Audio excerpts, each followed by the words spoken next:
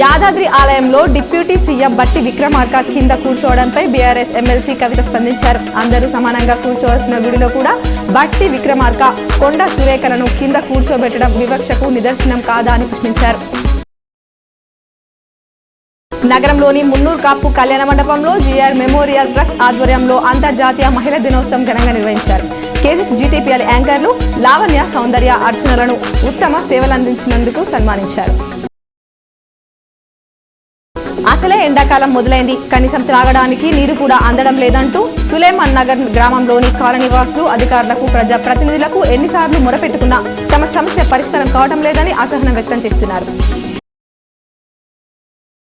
RTC ఉద్యోగులకు 21% PRC fitment ప్రకటించడంపై RTC ఉద్యోగులు హర్షం వ్యక్తం చేస్తున్నారు. ఈ రోజు బాల్కొండ మండల కేంద్రంలో ఆర్టీసీ కార్మికులు మిఠాయిలు పంపిణీ చేసి ఆనందం వ్యక్తం చేశారు.